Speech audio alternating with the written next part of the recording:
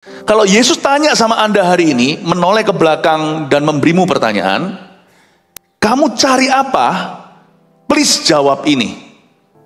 Tuhan, I want to be like you. Aku mau menjadi sepertimu. Itu gak akan ditolak. Sungguh Engkau setia. Kami ada hari ini bukan karena kami yang setia. Kami akui karena kesetiaan-Mu Tuhan. Tuhan, bahwa kami laju dan maju bersama dengan-Mu. Bahwa kami mengerti kehendak rencana-Mu. Di minggu kerasulan ini kami hendak belajar bagaimana caranya kami dari menjadi seorang murid, menjadi orang-orang yang Kau utus ke dalam dunia ini. Ajari kami ya Yesus. Kami berpatrun pada Tuhan. Kami bersyukur berdoa karena Engkau selalu beserta. Kami tidak akan pernah putus asa dan kecewa mengarungi kehidupan ini. Kami tahu siapa yang pegang kendali. Tuhan Yesus, kami mengasihi-Mu dengan cinta kasih yang tidak sempurna, tapi kami mengaku bahwa kami sungguh-sungguh mengasihi-Mu. Buat jemaat-Mu bertumbuh, hamba berdoa, sebab hanya Engkau yang bisa. Tugas hamba-Mu hanyalah mengarahkan mata setiap orang kepada Yesus Kristus Tuhan. Sisanya Tuhan, Allah Roh Kudus, Engkau yang bekerja. Sembunyikan hamba di balik salib-Mu, berkati semua orang yang mengikuti ibadah streaming hari ini kemana-mana. Di setiap cabang ibadah, setiap gereja lokal, Tuhan Yesus hadir secara khusus. Terima kasih Tuhan Yesus. Dalam nama Yesus, haleluya, amin. Selamat pagi, berikan tepuk tangan untuk Tuhan. God bless you. Silakan duduk. Matius 10 ayat 1 sampai 4, Yesus memanggil ke-12 rasul. Kita baca bersama ya. 1, 2, 3. Yesus memanggil ke-12 muridnya dan memberi kuasa kepada mereka untuk mengusir roh-roh jahat dan untuk melenyapkan segala penyakit dan segala kelemahan. Inilah nama ke-12 rasul itu. Pertama, Simon yang disebut Petrus dan Andreas saudaranya. Dan Yakobus anak Zebedius dan Yohanes saudaranya. Filipus dan Bartolomeus, Thomas dan Matius pemungut cukai, Yakobus anak Alfeus dan Tadeus, Simon orang Zelot dan Yudas Iskariot yang mengkhianati Dia. Terima kasih, silakan duduk. Interesting untuk kita perhatikan, sangat menarik sekali di ayat 2 ketika dibeberkan jajaran murid-murid Yesus yang kita hanya tahu 1, 2, 3 biasanya di luar kepala kita ingat, seperti Petrus, Yohanes, Yakobus. Saya sengaja di minggu pertama saya bahas yang kurang populer dulu. Pemakaian Allah nggak ada hubungan sama popularitas. Beberapa rasul-rasul yang nggak disebutkan, nggak dijabarkan banyak di Alkitab itu karena nggak tahu kenapa ya, dalam kehendak Tuhan. Tapi bukan berarti mereka itu inferior. Berarti mereka kurang berdampak. Tidak.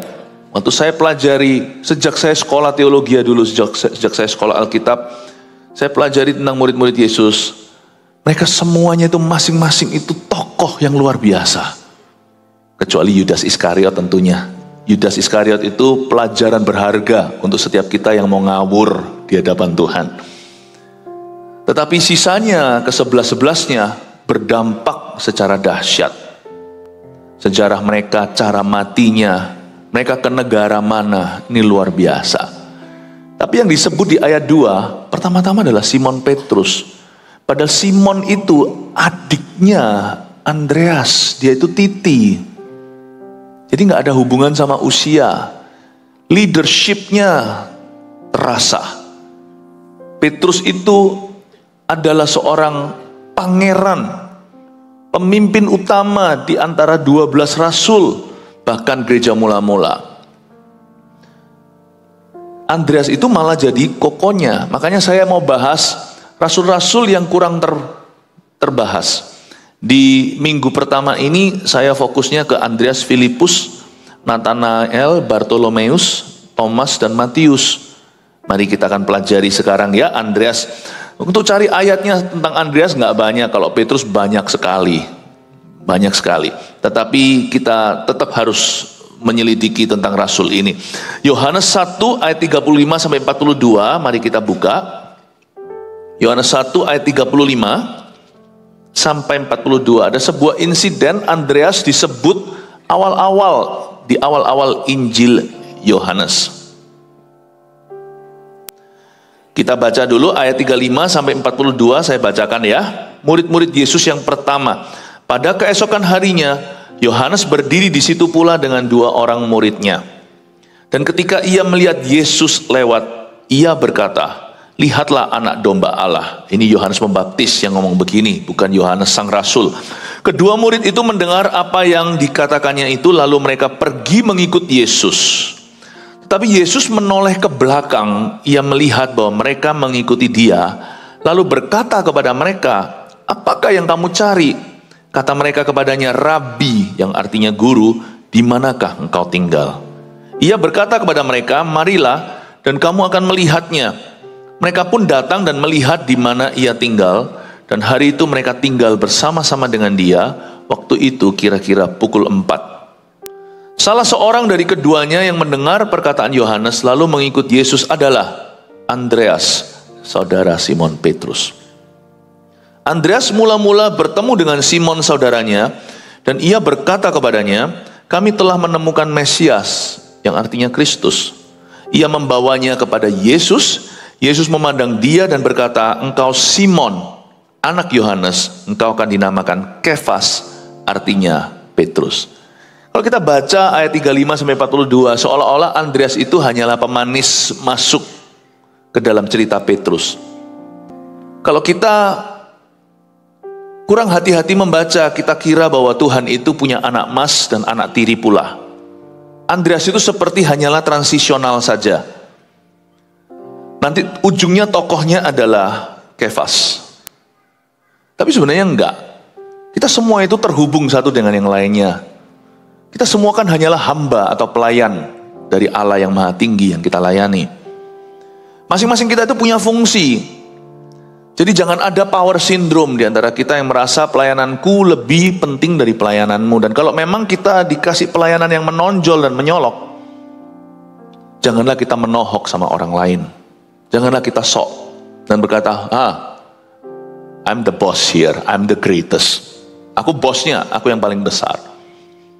Ingatlah dalam kehidupan masyarakat saja, belum lagi tubuh Kristus, harusnya kita mengerti bahwa kita ini saling melengkapi.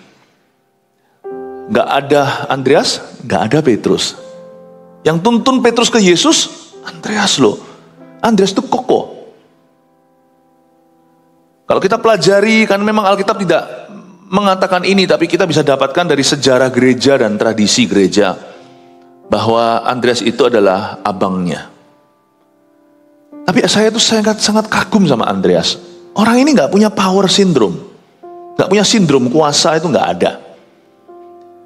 Mungkin dia memang betul-betul diproses Tuhan ya, seluruh murid Yesus. Tapi Andreas itu dari sononya memang lebih rendah hati.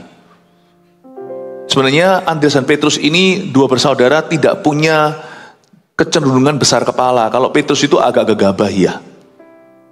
Yang punya kecenderungan besar kepala itu nanti kita bahas bulan Oktober. Namanya Yakobus dan Yohanes anak Zebedeus. Yang itu agak sedikit ambisius. Andreas itu orangnya lebih low profile. Tapi jangan kita sangka bahwa orang low profile itu berarti orang pasif. Atau orang yang berdampak tidak seberapa. Kalau kita baca dalam sejarah, nah Anda tidak usah bacalah. Anda sibuk, saya bacakan, saya ceritakan, kan enak gini tinggal disuapi. Tapi firman ini harus Anda lakukan sendiri, saya tidak bisa melakukan untuk Anda. Nanti ujung daripada khotbah saya ini adalah aplikasi.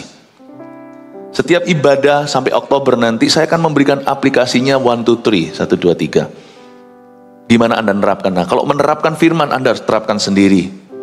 Saya punya kerohanian, Anda punya kehidupan rohani sendiri. Masing-masing kita bertanggung jawab di hadapan Allah. Tapi izinkan saya menyuapi dan memberitahu kepada Anda apa yang saya telah pelajari.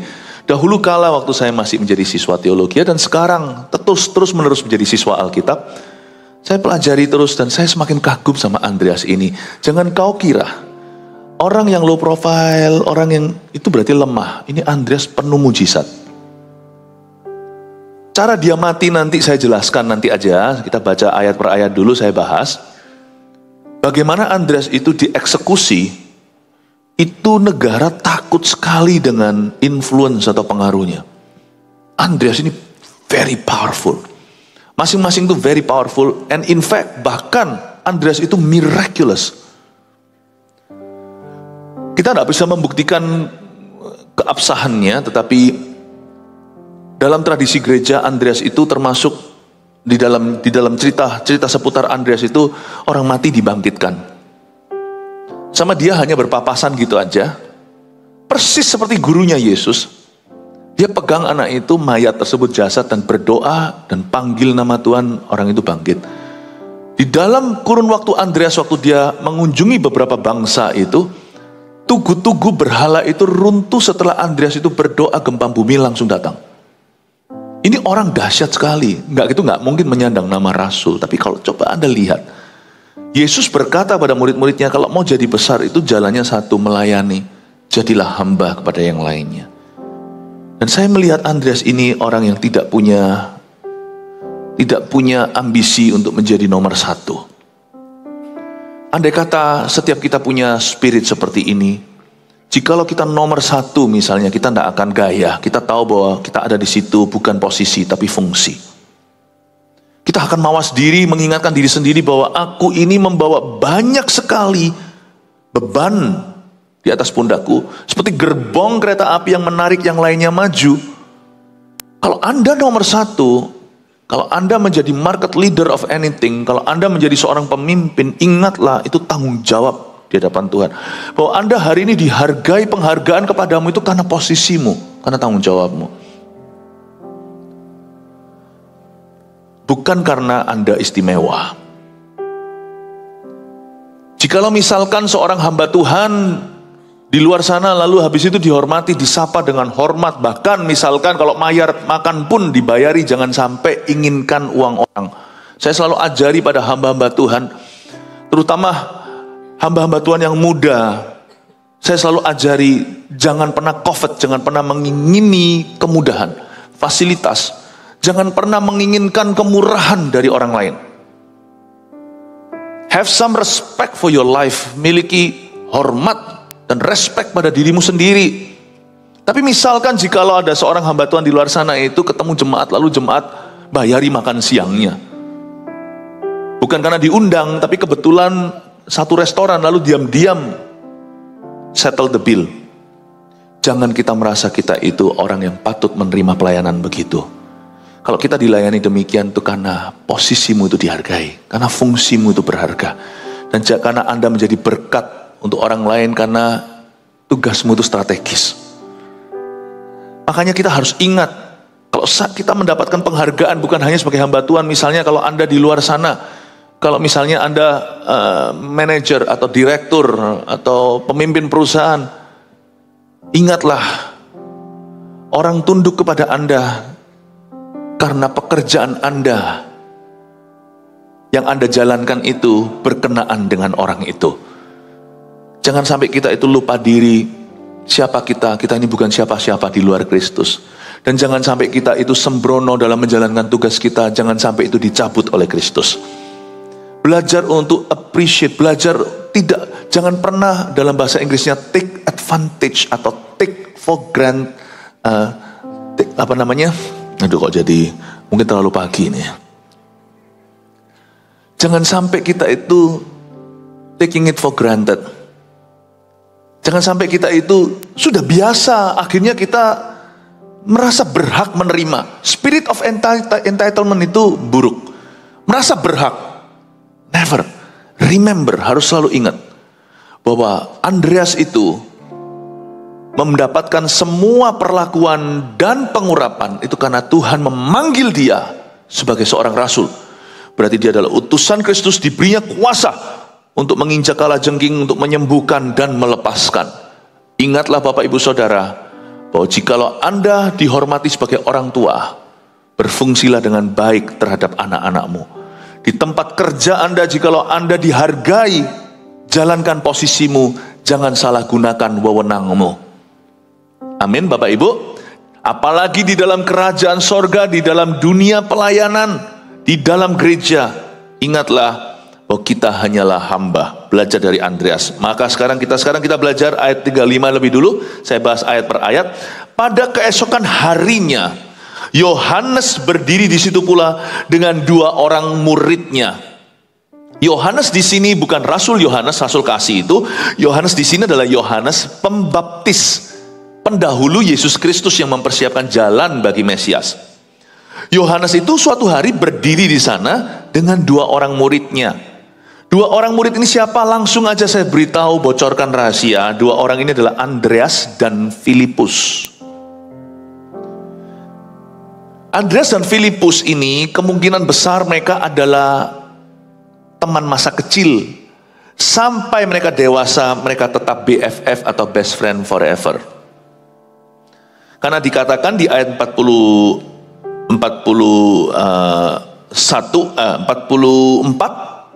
di ayat 44 tidak usah dibaca. Filipus itu berasal dari Betsaida, kota Andreas dan Petrus. Jadi yang namanya Filipus itu sekota dan sekampung halaman sama Andreas dan adiknya Andreas yaitu Simon Petrus. Betsaida itu sebuah kota yang seringkali muncul di kitab Injil.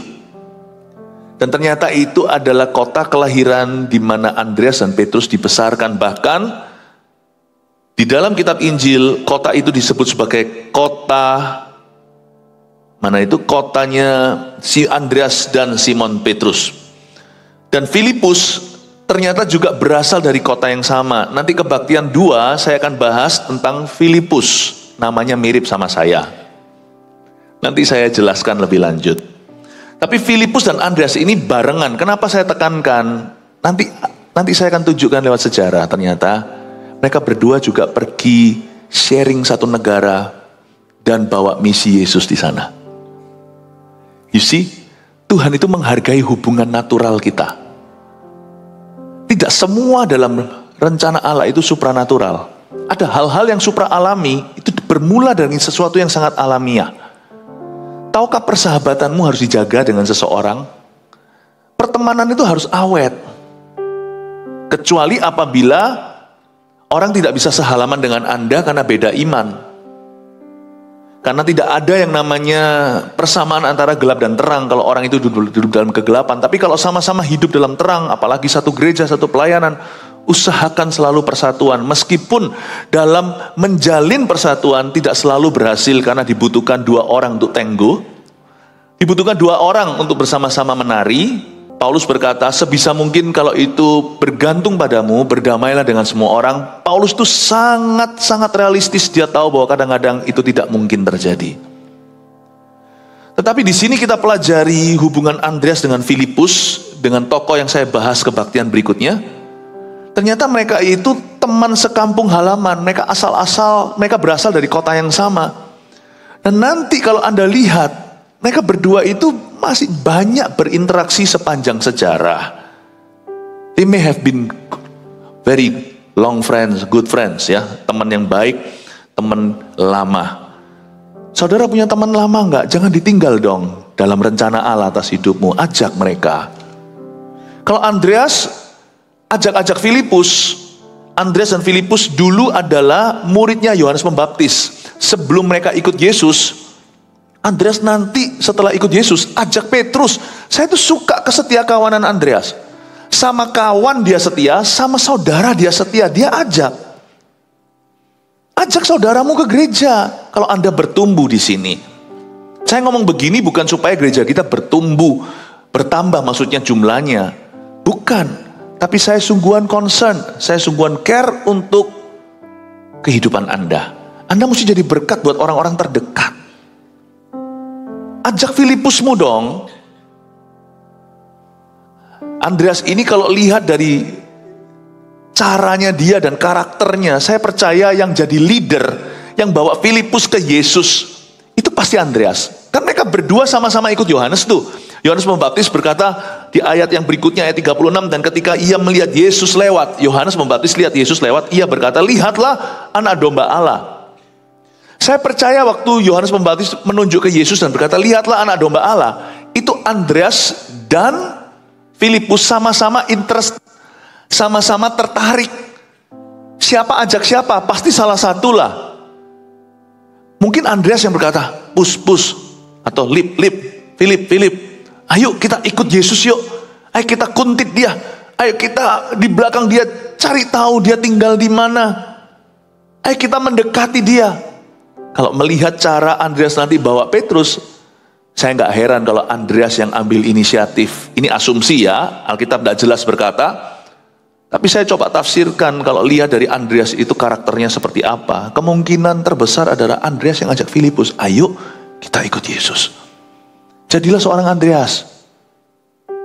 Dia nggak perlu platform yang besar, publik figur kalah sama Petrus. Tetapi Andreas itu pengaruhnya itu personal sama orang. Dia ajak Filipus, temannya. Bisa jadi Andreas lebih dekat sama Filipus daripada sama Petrus. Kalau nanti Anda lihat dalam sejarah, ternyata Andreas share satu negara itu bukan sama Petrus. Petrus itu ke Roma. Andreas itu ke arah Rusia dan Ukraina. Seperti Filipus. Kayaknya dia lebih dekat deh sama his childhood buddy daripada sama Petrus sendiri. Kadang-kadang kita juga bisa begitu kan, lebih dekat sama kawan daripada saudara sendiri. Gak tentu itu. Dan saya melihat Andreas itu juga care sama Petrus. Diajak tuh Petrus untuk ke gereja. Dia ajak untuk ketemu Yesus. Jadilah Andreas yang berpengaruh secara personal kepada orang-orang terdekat. Tapi saya di sini juga ingin menyinggung sedikit tentang Yohanes Pembaptis. Ini tugas kita. Nggak bingung ya, masih ikut sama saya ya, bisa mengikuti ya.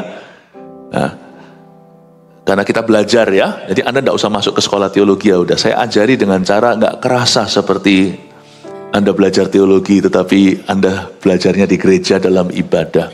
Yohanes Pembaptis itu bagus. Dia itu mengarahkan mata ke Yesus. Tugas kita tuh simple di hidup ini. Turn people's eyes unto Christ. Udah itu aja kok. Khotbah itu juga gak susah. Fasilida itu bertambah. Khotbah itu gak sulit kok. Dari sejak pertama kali saya sharing, jikalau Anda harus sharing di CG misalnya, di depan 5, 7, 10 orang, jangan takut. Tugasmu simple. Arahkan mata ke Kristus. Kalau Anda tidak tahu bagaimana harus berkhotbah, gampang baca aja Alkitab sebanyak-banyaknya, habiskan setengah jam juga orang bertumbuh luar biasa. Kita punya tugas itu cuma mengarahkan mata ke Yesus kok. Parenting itu juga nggak susah menjadi orang tua. Seorang ayah tugasnya hanya mengarahkan mata keluarganya, anak-anaknya ke Kristus. Mama juga sama. Seorang suami juga mengarahkan mata istrinya ke Kristus melalui teladan hidupnya. Gampang kok. Kalau kita arahkan mata orang ke Yesus, nanti Tuhan yang akan bekerja. Roh Kudus yang bergerak di hati orang. Makanya di ayat 37 kedua murid itu yang mendengar apa yang dikatakan oleh Yohanes. Lalu mereka pergi mengikut Yesus. Kerap kali kalau saya berkhotbah, sebelumnya saya berdoa begini, beberapa orang garu-garu kepala gak ngerti maksud saya. Sembunyikan aku di balik salib Kristus itu kenapa sih? Itu adalah gaya bahasa saya yang saya bawa-bawa dari ruang doa saya. Saya kalau doa itu apa adanya. Doaku di depan gereja adalah doaku di dalam kamar tidurku.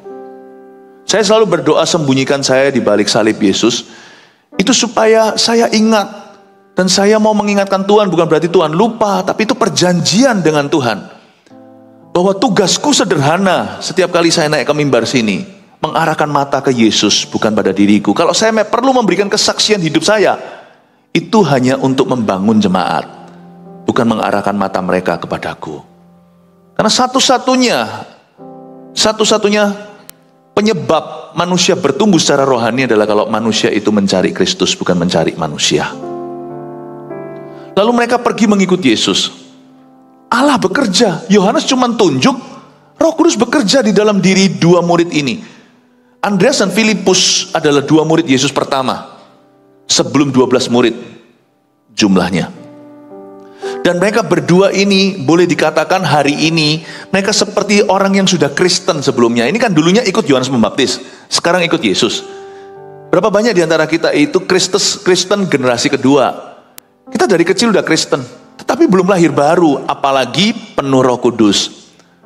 Saya bisa juga menganggap diri saya ini pengikut Yohanes Pembaptis sebelum saya kenal Yesus waktu saya umur 18 tahun.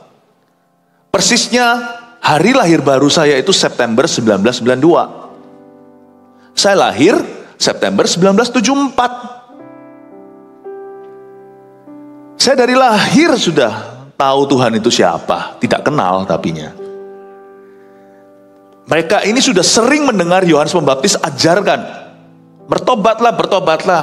Mereka berdua juga termasuk orang-orang yang di Sungai Yordan mendengarkan Yohanes seru-seru di padang gurun, persiapkan jalan untuk Tuhan. Tapi mereka belum lahir baru. Coba lihat ya, murid Yesus itu tidak semuanya dari non-Kristen.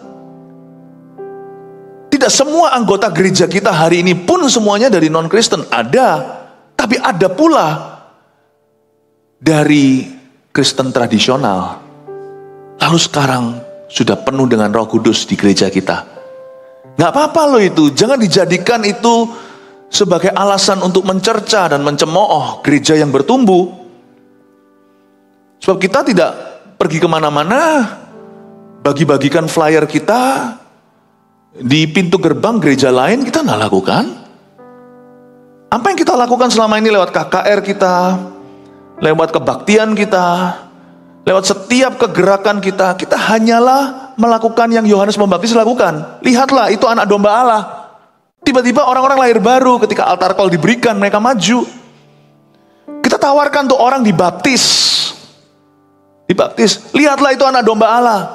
Kita ajak jiwa-jiwa untuk matanya memandang pada Yesus di Sungai Yordan. Kalau Yesus dibaptis, mereka juga perlu dibaptiskan. Orang-orang langsung dibaptiskan. Tahukah Anda setiap minggu baptisan itu berapa puluh di tempat ini saja? Belum lagi di seluruh dunia di mana GMS ada. Lalu kita arahkan manusia untuk menanti-nantikan janji Bapa. Kepenuhanlah terjadi Pentakosta. Pentakosta bukan setahun sekali di gereja kita. Orang-orang terus kepenuhan dengan tanda berbahasa roh dan berbahasa lidah. Terus tiba-tiba ada Andreas dan Filipus yang hengkang pindah. Tadinya di Yohanes Pembaptis, tetapi sekarang mereka mengikut ke Yesus. Saya tidak berkata bahwa gereja tertentu itu seperti Yohanes Pembaptis, gereja tertentu seperti Yesus, bukan ya. Tapi orang itu dituntun Tuhan maju kerohaniannya dan mereka menemukan tempat penggembalaan mereka. Di sini mereka dimuridkan. Ya puji Tuhan toh, kita harus bersyukur. Kita bersyukur.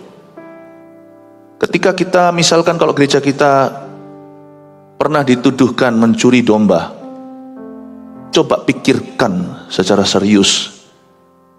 Orang-orang Kristen tersebut di gereja-gereja sebelumnya, apakah sebelum mereka bergabung dengan gereja-gereja sebelumnya itu mereka non-Kristen? Tuhanlah yang berhak memindahkan dombanya. Tuhan yang berhak menaruh dombanya di mana mereka bertumbuh. Bahkan saya pun tidak bisa pegang kaki Anda loh. Di sini aja, saya nggak bisa. Itu panggilan Allah. Amin Bapak Ibu Saudara. Untuk menjadi jemaat gereja kita, GMS, nggak mudah. Mau pelayanan aja harus ikut My Spiritual Journey 1, 2. Belum lagi 3. Menjadi anggota CG cepat lambat harus bertambah fungsinya. Dia harus berbuah, harus ikut CG training lagi, CGT 1. Untuk jadi CGL atau menjadi pemimpin kelompok sel harus ikut CGT 2. Untuk naik lagi menjadi supervisornya beberapa yang di tempat kita namanya coach. Karena sekarang ini khotbah saya nggak akan didengar hanya orang-orang GMS saja. Mereka harus ikut CGT 3, betul ya? Nggak gampang. Mau diberkati pernikahannya di GMS juga nggak mudah. Ada 6 bulan sebelumnya harus konseling dan mentoring pranikah. Sudah dibaptis belum? Untuk memastikan bahwa mereka sama-sama satu gambar atau satu level dalam Tuhan. Nggak segampang itu kok. Nggak segampang gitu orang itu tertanam di gereja kita. Ada rintangan-rintangan yang perlu, yaitu pemuritan yang harus dilaksanakan. Dan kalau Tuhan membuat gereja kita bertumbuh, padahal mereka sudah kenal siapa itu Mesias, sudah tahu lah. Seperti Yohanes Pembaptis kan sudah ajarkan tentang Yesus. Memang Yesus munculnya nanti, kemudian. Tetapi kan, yang namanya Filipus dan Andreas ini kan orang-orang yang sudah religius. Mereka kan sudah, bahasa sehari-hari sekarang ya, mereka kan sudah Kristen. Lain cerita mungkin si Simon Zelot itu, lain cerita. Mungkin dia itu nanti kita akan bahas bulan Oktober. Simon Zelot itu adalah seorang revolusioner, orang-orang perang, revolusi. Dia mungkin juga seorang pembunuh, lain cerita. Tapi Andreas dan Filipus ini orang baik. Mereka sudah religius. Tapi lihat, ada satu titik mereka pindah dari Yohanes Pembaptis ke Kristus. Bapak Ibu jangan merasa bersalah kalau Allah telah memindahkan Anda kemari. Saya aja sebagai gembala sekarang tidak bisa pegangi kaki Anda kok. Saya tidak bisa gandolin Anda. Anda di sini harus fokus bertumbuh. Coba katakan kanan kirinya, fokus berbuah. Amin. Mari kita sekarang melihat ayat yang ke-38. Kedua murid itu mendengar apa yang dikatakan, lalu mereka pergi mengikuti Yesus, ayat 38. Tetapi Yesus menoleh ke belakang, ia melihat bahwa mereka mengikuti dia. Lalu berkata kepada mereka, apakah yang kamu cari? Berhenti di sana, 38a. Yesus itu merasa kok ada orang yang mengikuti dia ya. Tepatnya 2 orang. Kalau kita diikuti itu kan kita bisa kerasa ya dari belakang. Yang paling ngeri apa? Kalau seorang wanita pergi ke parking lot, ke tempat parkiran sepi gitu, mobilnya di ujung sana. Biasanya kalau jalan begitu kan harus noleh ke kiri kanan ada orang atau enggak cepet-cepet ke kendaraan. Yesus juga merasa ada orang yang ngikuti dia. Yesus menoleh ke belakang. Langsung Yesus tanya begini, apa yang kamu cari? Hari ini Tuhan menoleh kepada Anda juga dan bertanya, you cari apa sih jadi orang Kristen? Pemuritan dengan Tuhan Yesus selalu bermula dari sebuah pertanyaan dari Tuhan. Kita ini cari apa? Coba tanya. Sebuah pertanyaan yang langsung menohok ke hati. Yesus tanya sama 2 orang itu, kamu cari apa ngikut aku? Ayo, kita juga harus bisa menjawabnya. Kita ini ikut Yesus cari apa ya? Jujur, ada yang cari uang. Supaya Tuhan berkati aku. Ada yang cari sehat, supaya Tuhan sembuhkan aku. Nah kalau nggak sembuh, kecewa nggak sama Tuhan Yesus? Terus saya ini percaya kesembuhan ilahi.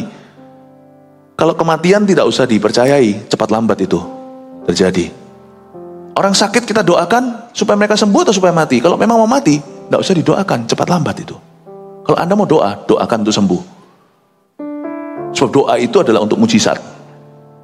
Kalau supaya orang itu biasa saja, persis seperti itu keadaannya dan memburuk bahkan, udah biarkan. Kita tidak boleh munafik berdoa. Kalau kita berdoa, when you open your mouth to pray, you pray for what God can do. Kalau Anda memang membuka mulut dan berdoa buat seseorang, doakan apa yang Allah sanggup lakukan dalam kehidupannya. Berapa kali saya doakan orang sakit dan mereka sembuh? Berapa kali saya doakan orang sakit dan mereka mati? Tak lama yang lalu seorang jemaat, dan dalam kondisi yang kurus kering seperti itu, kanker sudah stadium terakhir. Saya berdoa. Setelah saya berdoa, saya melihat dia sudah kurus seperti itu. Saya berkata, tetap percaya, tetap berharap. Orang itu, jemaat tersebut sangat-sangat cinta Yesus dan berharap untuk mujizat. Akankah saya patahkan semangatnya dan berkata, kau akan mati? Itu nggak usah seorang hamba Tuhan mengucapkannya, dia juga tahu. Saya berdoa sama-sama supaya dia pegang teguh pada pengharapan. Dia berkata, I will heal. Dia berkata, aku akan sembuh. Setelah kita berdoa, amin. Saya berkata, Tuhan mengasihimu, apapun jawaban doa nanti ya, saya siapkan dia. Di hati saya rasa dia akan meninggal. Waktunya sudah tiba. Tapi saya tidak usah beritahu dia, nah dia tahu kok. Saya beritahu sama dia, Tuhan sanggup melakukan segala perkara. Dia berkata, amin pastor, amin. Saya bilang, Tuhan mengasihimu. Saya udah ngomong soal mujizat. Setelah doa ya sudah, amin, amin sudah pada Tuhan. Tuhan mengasihimu, amin, terima kasih pastor. Tetap kuat ya, tetap bersandar berharap pada Tuhan ya. We all love you, we all pray for you. Kita semua berdoa bagimu, amin, amin, selesai, amin, besok meninggal. Saya tidak akan menyesal, di rewind lagi saya akan doa yang sama. Tapi waktu meninggal, keluarganya bisa menerima. Setelah dipanggil pulang ke rumah bapak, saya tidak berkata, you kurang iman. Enggak. Saya berkata, Tuhan memberi, Tuhan mengambil, terpujilah nama Tuhan. Rewind lagi, saya kalau bisa kembali ke hari kemarin, saya tetap akan doakan yang sama. I want you to know sesuatu, bahwa meskipun saya percaya kesembuhan ilahi, ultimately pada akhirnya yang paling puncak dalam kehidupan kita, ikut Yesus itu bukan cari mujizat. Ikut Yesus karena kita tahu Dia memiliki kita. Dalam suka maupun dalam duka. Waktu kita menerima atau ketika kita kehilangan, kita harus bisa menjawab pertanyaan ini, apa yang kamu cari padaku? Tuhan tanya mereka, langsung ditembak. Ketika mereka mengikuti Yesus dari belakang, Yesus bertanya, kamu cari apa? Pemuritan juga sama. Kita cari apa? Saya berkali-kali diikuti oleh orang. Pada suatu hari saya berada di Korea, khotbah di salah satu gereja terbesar di Korea. Berapa waktu yang lalu, berapa bulan lalu, selalu ada satu orang duduk di sana. Dan dia selalu duduk di tempat di dekat saya. Di Korea kan lebih open gitu. Saya duduk di satu row di situ dengan gembala seniornya. Lalu habis itu di sebelah, selalu ada di belakang orang itu. Lalu pada suatu kali ibadah malah ada di samping sebelah sana. Lalu saya ditepuk seperti ini. Dia bilang, can I be your disciple? Dia berkata, aku rela untuk pindah ke Indonesia, untuk berada dekat Anda. Bisakah saya menjadi muridmu? Nah, ini orang Korea. Setiap sesi gak pernah terlambat dia. Dia datang di situ dulu. Dan Korea itu kalau kebaktian tidak dimulai dari jam 7. Hari biasa dimulai dari jam 6, saya sudah mulai khotbah, jam 6 pagi.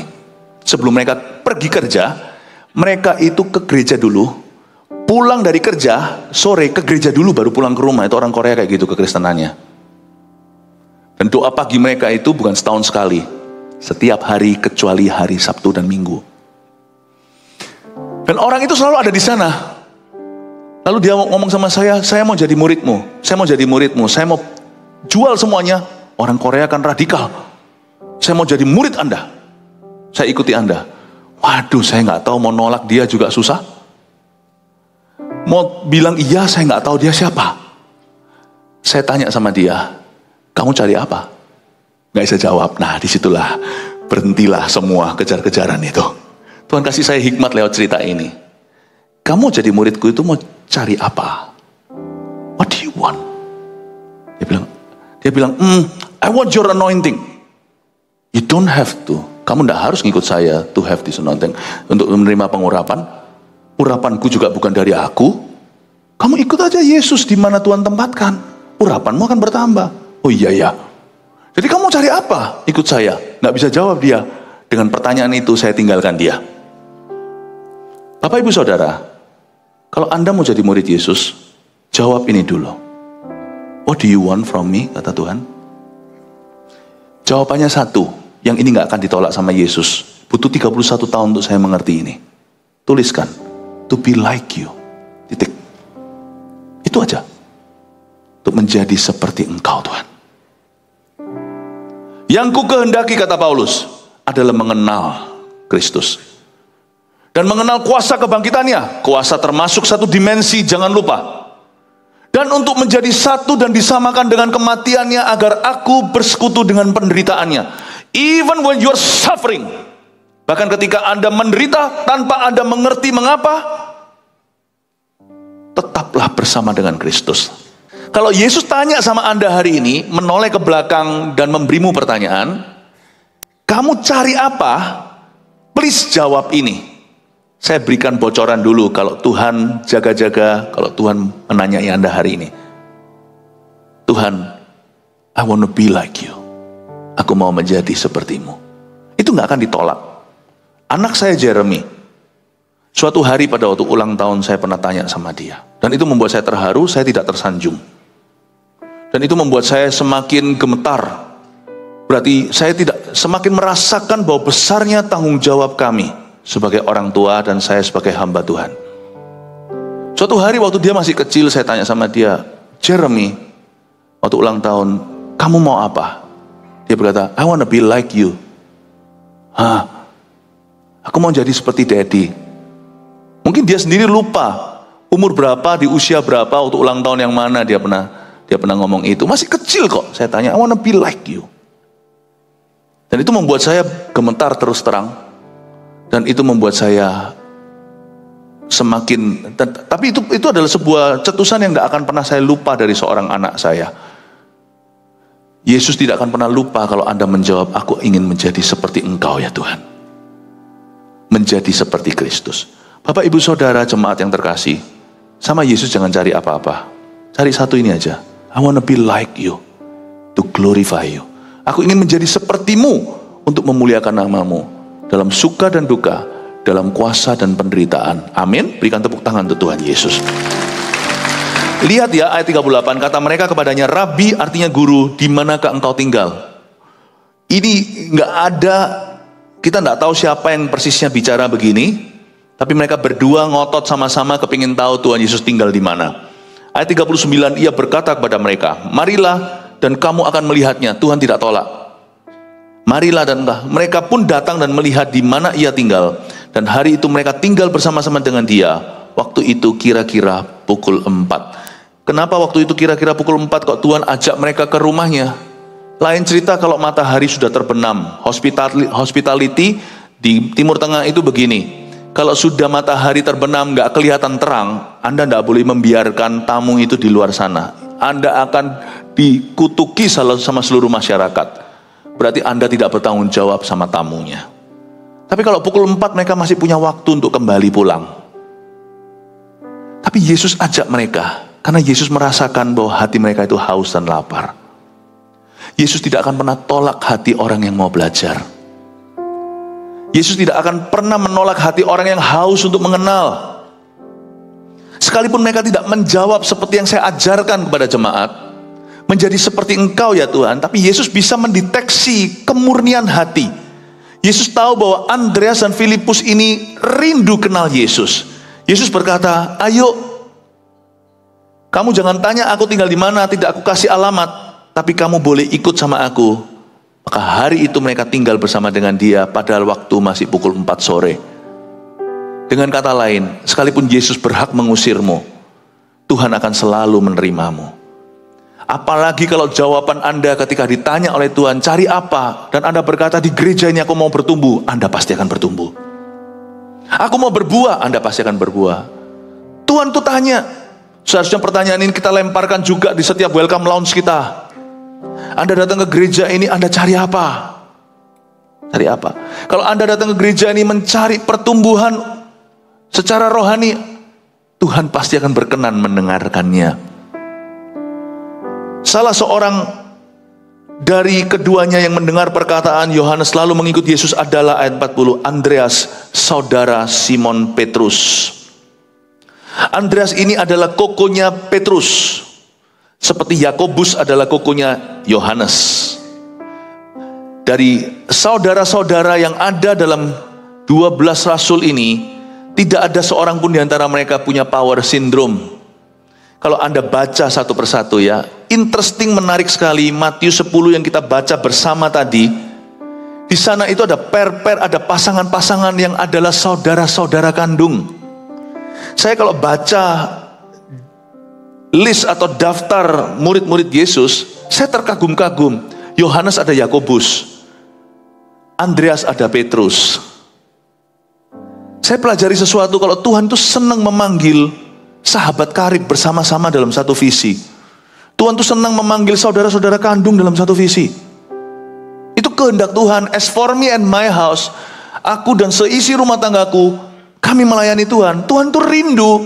Tuhan tuh rindu papa, mama, anak-anaknya melayani di gereja yang sama. Itu Tuhan tuh rindu. Tuhan tuh gak suka melihat sesuatu itu tercerai-berai. Saya bisa bayangkan Tuhan itu kalau hari ini hadir sebagai manusia. Tuhan itu orangnya rapian. Misalnya Tuhan Yesus menginap di rumah Anda. Mungkin kalau Anda punya satu kamar ekstra, ruang tamu namanya, kamar tamu.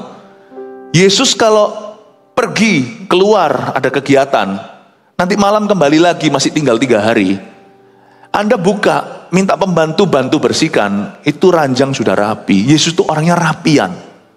Dia gak suka tercerai-berai seperti beberapa kebiasaan ABG atau remaja. Jangankan remaja, kadang-kadang orang dewasa juga gitu kok. Terserak-serak di mananya kamar itu seperti kapal pecah.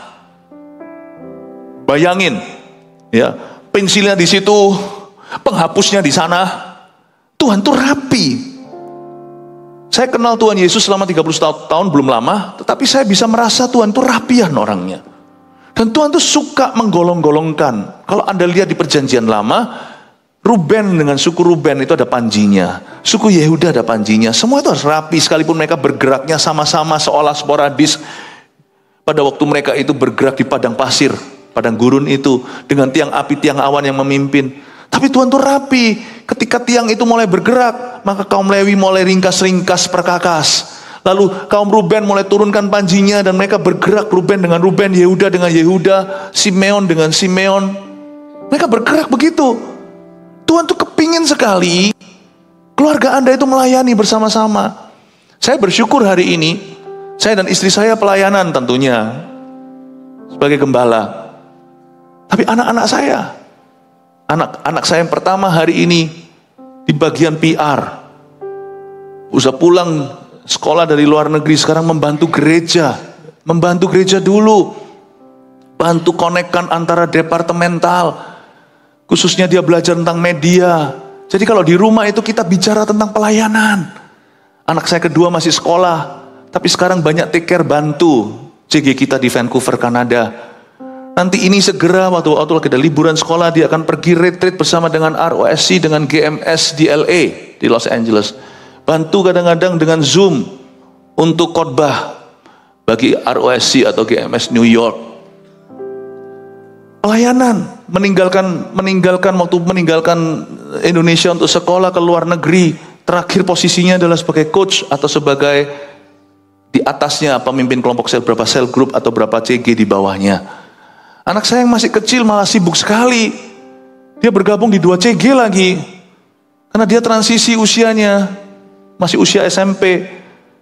Dia masih terlibat di CG-nya Eagle Kids, Voltage, tapi sebagai CGL, pemimpin kelompok sel. Tapi dia juga terlibat di CG AOG, tapi dia sebagai member di situ. Jadi kalau saya mau keluar sama dia itu saya harus buat appointment. Tapi bersyukur Tuhan buat keluarga kami rapi.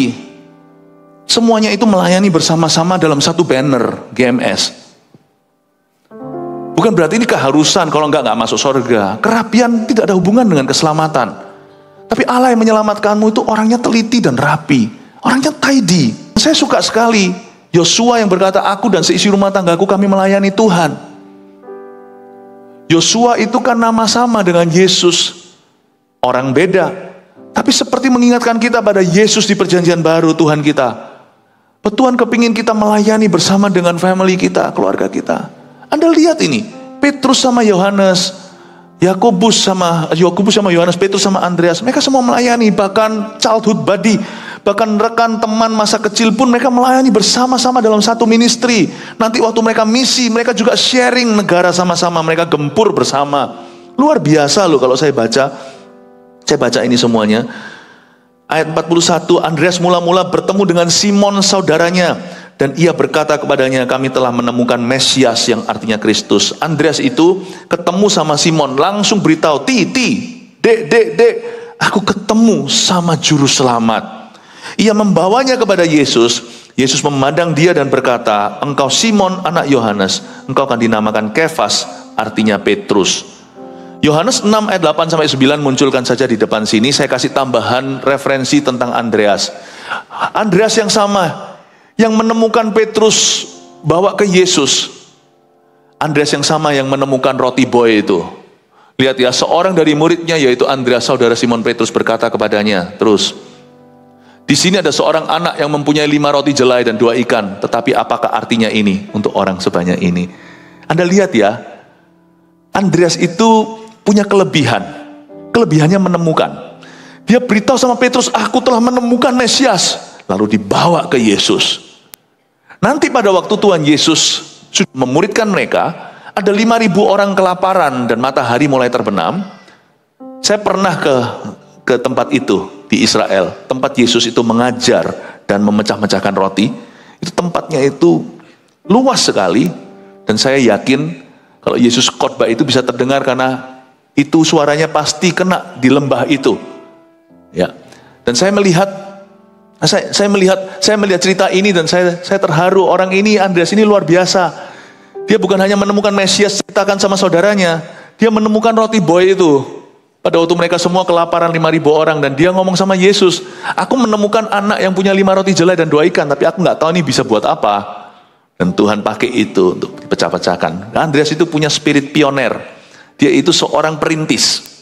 Makanya tidak heran, dialah seorang revivalist kebangunan rohani. Setelah Yesus dibangkitkan, setelah Yesus naik ke sorga, setelah Pentakosta, bertahun-tahun kemudian, jangan kalau kita baca Alkitab itu seolah-olah hanya lewat 2 pasal. 2 pasal itu bisa tahunan. Bertahun-tahun kemudian, Andreas dituntun Roh Kudus pergi ke Skythia. Itu di sebelah selatan hari ini Rusia. Skythia itu nggak tahu saya ejaannya betul atau enggak, tulisannya SCYTHIA. Skythia itu Southern Russia. Bersama dengan Filipus. Filipus juga dikenal dalam sejarah gereja sebagai orang yang membawa Injil dan api kebangunan rohani ke Skythia, yang hari ini Rusia Selatan.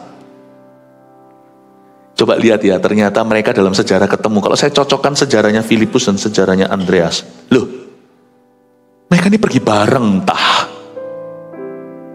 buddy remains buddy. Dulu mereka itu teman, sama-sama main futsal, gitulah ceritanya kalau bahasa sekarang. Sekarang mereka teman dalam pelayanan.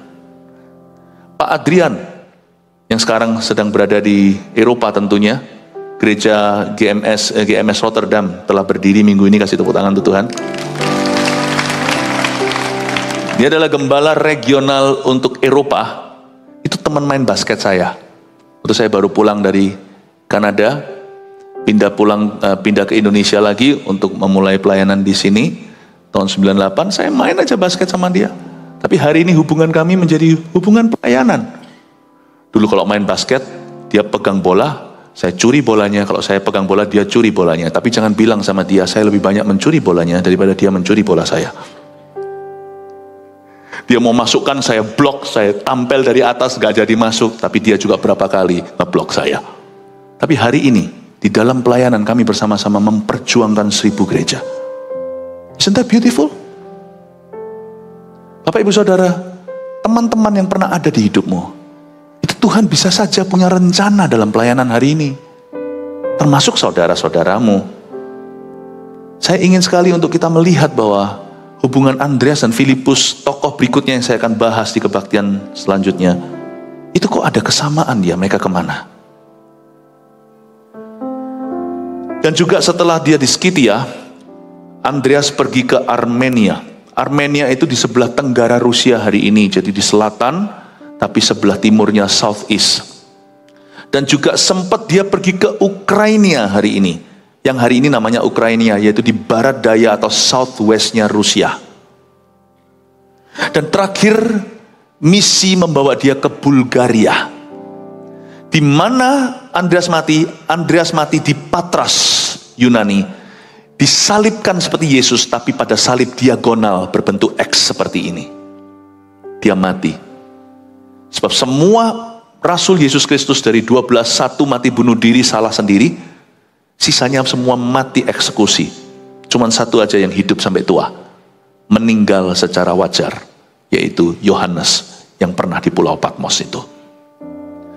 Ada 3 aplikasi yang saya ingin kita tangkap pada pelajaran hari ini. Yang pertama, Tuhan senang memanggil saudara kandung dalam satu visi. Catat ini. Ini selalu menjadi God's plan A. Selalu menjadi plan A atau rencana A-nya Bapak. You like it or not, ini tersirat dengan begitu jelasnya di Matius 10, di daftar 12 rasul itu ada perperan atau ada pasangan-pasangan saudara kandung di sana. Tuhan tuh senang. Kalau saya bilang senang itu Tuhan tidak memaksa. Ini semua juga tergantung orang per orang maunya. Tapi kalau bicara tentang the pleasure of God, saya yakin kalau bicara tentang keinginan Tuhan. Kalau dari sisi Tuhan, si Tuhan ingin. Tuhan senang memanggil saudara kandung dalam satu visi. Saya kasih contoh, Andreas si Koko, Petrus adiknya, tuh dua rasul di dalam satu jajaran. Yakobus dan Yohanes.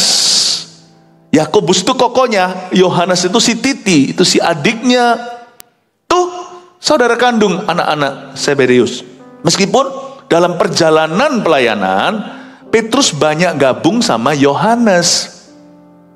Andreas sama rasul lainnya yang tidak bersaudara kandung dengan dia, tapi sekampung halaman dari Betsaida, namanya Filipus.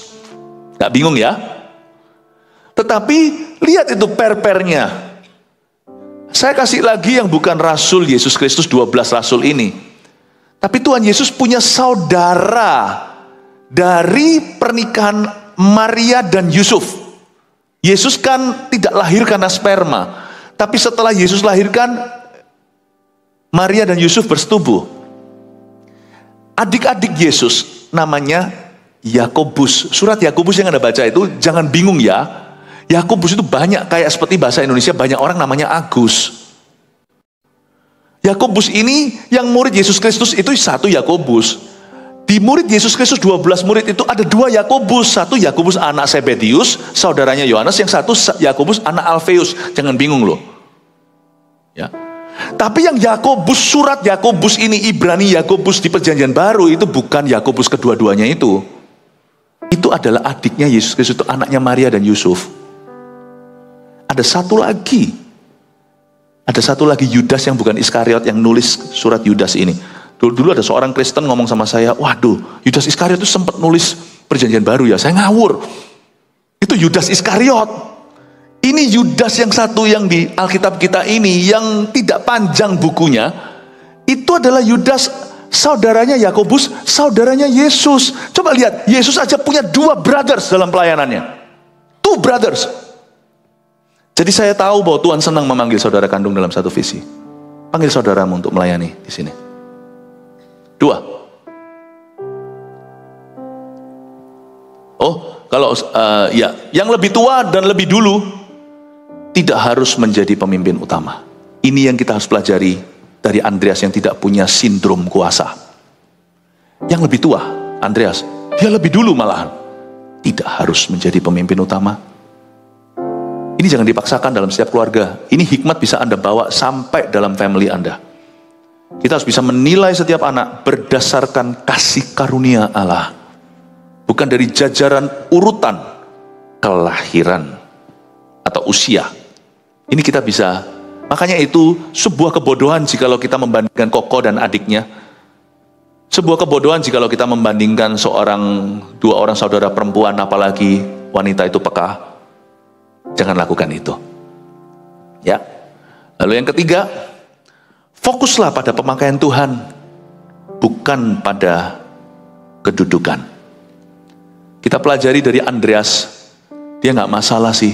Karena siapa yang memegang kunci kerajaan sorga? Petrus. Sebenarnya ayat itu nggak boleh ditafsirkan sembarangan. Kunci kerajaan sorga bukan berarti Petrus itu satu-satunya, bukan. Tapi Petrus itu pemula. Lihat itu, yang buka kunci dulu kepada orang-orang non-Yahudi. Siapa yang membawa Cornelius bertobat sehingga terjadi pencurahan Roh Kudus? Itu tentara Itali dan semua kawan-kawan rekan handai taulannya, semuanya kepenuhan Pentakosta. Petrus dulu. Petrus itu memang soko guru atau pilar gereja mula-mula. Kalau dibilang ring leader, pemimpin utama gereja mula-mula, Petrus lah. Bahkan ada 3 murid Yesus yang paling dekat. Petrus, Yohanes, Yakobus. Andreas pun tidak ada di dalam urutan itu. Bapak Ibu Saudara, mari kita belajar. Andreas tidak ambil pusing soal itu. Karena dia pergi ke Skitia, dia pergi ke Armenia, dia pergi ke daerah yang sekarang namanya Ukraina. Tempat perangnya Rusia, Ukraina ini, kalau Anda lihat kekristenan di sana, Anda harus mengerti bahwa di situ pernah ada Andreas. Memang sekarang terjadi kematian rohani. Di situ sekarang kekristenan lebih ke arah tradisional. Tapi dahulu kala kita bisa melihat bayang-bayangnya. Dulu pernah terjadi kebangunan rohani itu tempat. Siapa yang membawa Injil sejauh sampai Bulgaria? Mati di Yunani, di Patras. Andreas. Dia nggak peduli kedudukannya. Dia nggak peduli pengakuan. Dia nggak pedulikan bahwa adiknya lebih famous, lebih terkenal. Dia terus berbuah bagi Tuhannya yang dia kasih dan cintai. Jangan bingunglah sama posisi, lebih bingunglah pada pemakaian Tuhan. Saya mempunyai sebuah prinsip yang sederhana. Posisi boleh silih berganti. Kalau Anda diurapi, itu orang tiap pagi buka pintu akan lihat Anda 2 blok antri. Orang itu tidak melihat gelarmu. Orang itu melihat apakah ada kuasa Allah bekerja di dalam dirimu. Orang tidak akan melihat titelmu.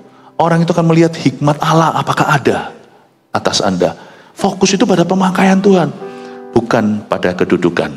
Amin Bapak Ibu Saudara. Saya berdoa di dalam nama Tuhan Yesus agar Anda hari ini menemukan panggilan Anda. Saya berdoa juga supaya apa yang saya ajarkan ini menjadi berkat buat Anda. Yang diberkati Tuhan, berikan tepuk tangan untuk Tuhan Yesus. Mari kita semua bangkit berdiri.